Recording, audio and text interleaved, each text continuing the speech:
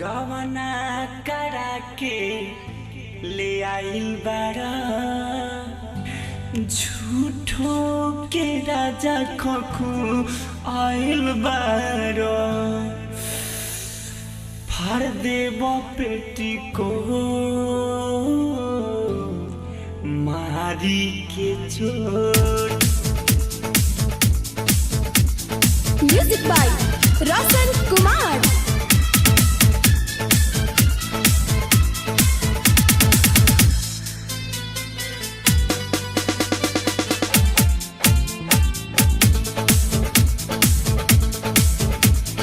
गौना करा के ले आइल बाड़ो साफा राजा खोखू आइल बाड़ो गौना करा के ले आइल बाड़ो साफा राजा खोखू आइल बाड़ो फाड़ देबो पेटी कोट मारी के चोट चोट चोट चोट फाड़ देबो पेटी कोट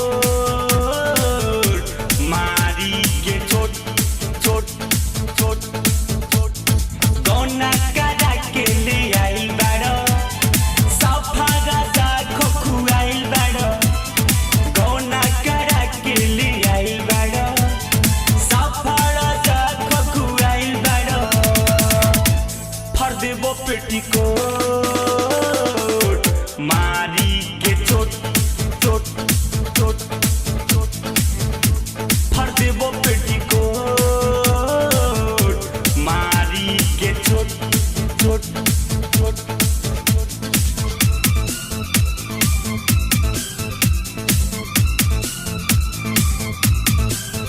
नहीं करी बड़ जोड़ तेरा जनता हो जाइब कमजोर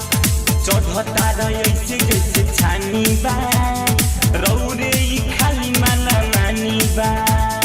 धीरे धीरे कर नसाई अभी मोर जवानी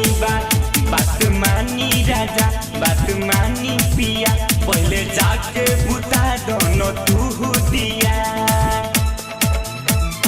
रहरी में ना हम समैले बानी नाहर में ना जी न होइले बानी रहरी में ना हम समैले बानी नाहर में ना जी न होइले बानी फाड़ देबो पेटी को मारी के चोट चोट चोट चोट फाड़ देबो पेटी को मारी के चोट चोट चोट।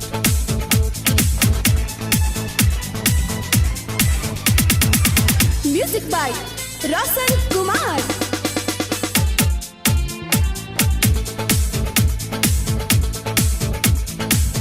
मनी समझे सारा बीजी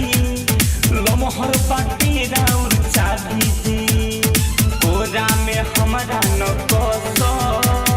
पाजा में हमारा न डाबीजी देखे रोशन देव बोलू देखे इधर हाला कदी तारा जाजी होई करबर प्रेमी से आँख ना मिलले बानी तबे तरौरा के बोले बानी संजय से आँख ना मिलले बानी तबे तरौरा के बोले बानी फाड़ देबो पेटी को मारी के चोट चोट चोट चोट फाड़ देबो पेटी को मारी के चोट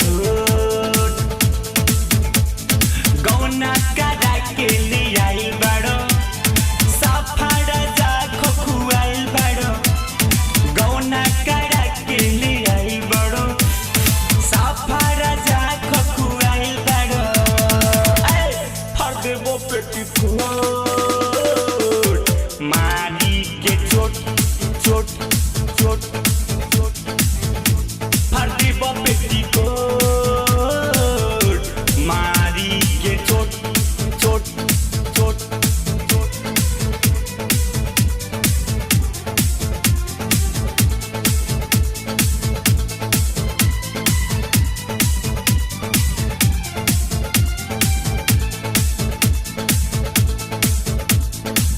माँ गायत्री रिकॉर्डिंग स्टूडियो राजापुर सोनी बाजार सीतामढ़ी बिहार।